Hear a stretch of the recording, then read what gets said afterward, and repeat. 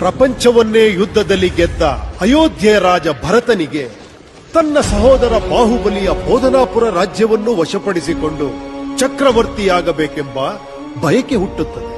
ಬಾಹುಬಲಿಗೆ ರಾಜ್ಯವನ್ನು ಬಿಟ್ಟುಕೊಟ್ಟು ಶರಣಾಗತನಾಗುವಂತೆ ಸಂದೇಶ ಕಳಿಸುತ್ತಾರೆ. ಭರತನ ಅಹಂಕಾರದ ದರ್ಪದ ಮಾತುಗಳಿಂದ ಕೆರಳಿದ ಬಾಹುಬಲಿ ಅಣ್ಣನನ್ನು ಯುದ್ಧಕ್ಕೆ ಆಹ್ವಾನಿಸುತ್ತಾನೆ.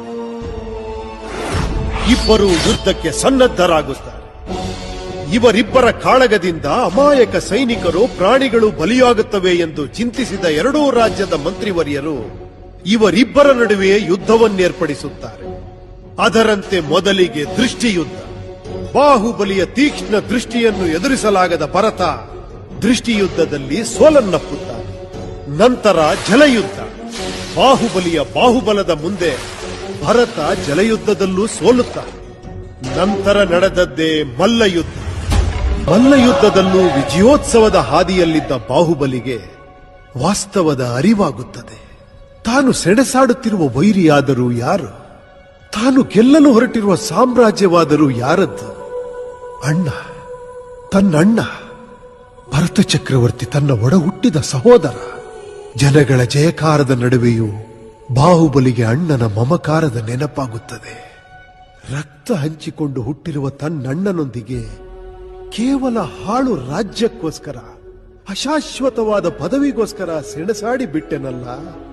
ಹೊನ್ನು ಹೆಣ್ಣು ಮಣ್ಣು ಎಂಬ ಮಾಯಿಯಲ್ಲಿ ಮೈ ಮರೆತು ತನ್ನಣ್ಣನನ್ನೇ ನೆಲಕ್ಕಪ್ಪಳಿಸಿ ಕೊಲ್ಲಲು ನಿಂತೆನಲ್ಲ. ಎಂತಹ ಕಡು ಪಾಪಿ ನಾನು.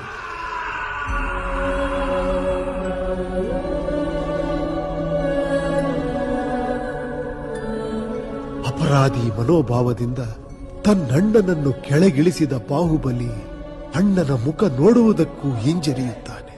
ತನ್ನ ರಾಜ್ಯ, ಸಂಪತ್ತು, ಅಧಿಕಾರವೆಲ್ಲವನ್ನು ಅಣ್ಣನಿಗೆ ಸಮರ್ಪಿಸುವ ನಿರ್ಧಾರ ತಳೆಯುತ್ತಾನೆ.